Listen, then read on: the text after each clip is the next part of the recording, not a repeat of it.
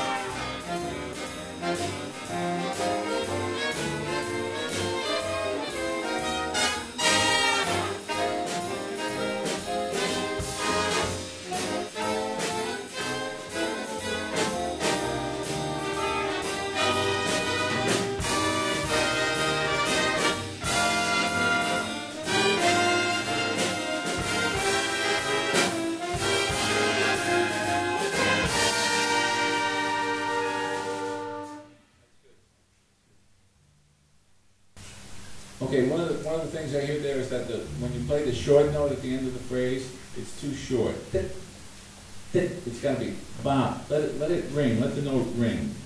When you play the short notes at the end of some of those phrases, let them ring out. You don't chop them off with the tongue.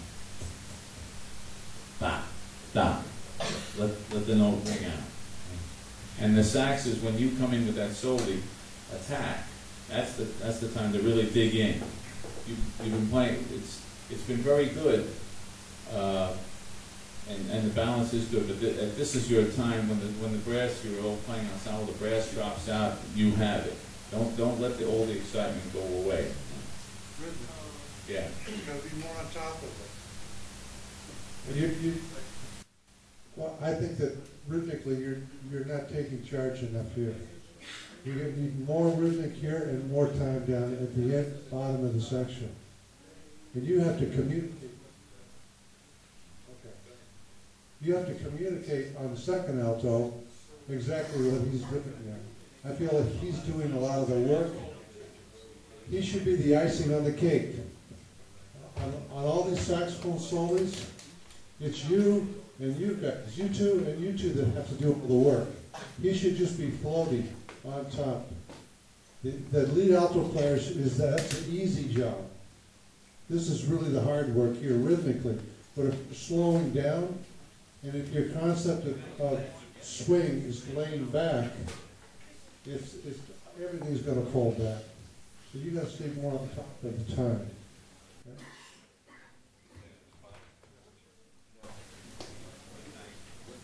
What they were doing was isolating each section, like they isolated the drums and the bass, so they had clarity on what they could work out. And the same thing with the brass.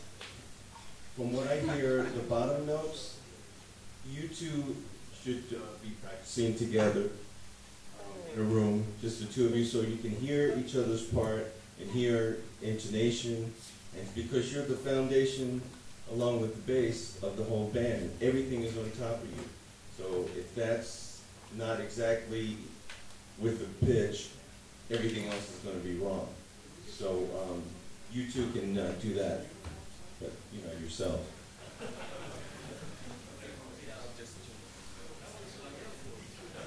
Hi, I'll speak as I'm walking up.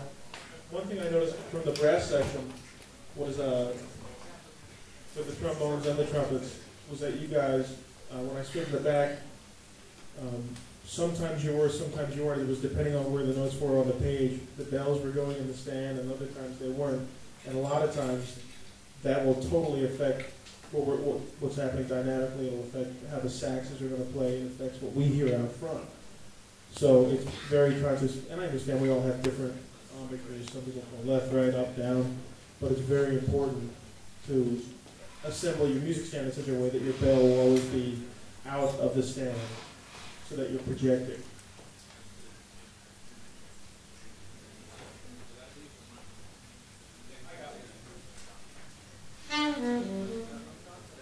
And for the trombone players, we have no riser many times for the brass, so it's important for your bell, for you to set up over here, over here. Not behind him, okay? That's no good. We want to be in the open. Also, we have room to play. So, the stand is over here.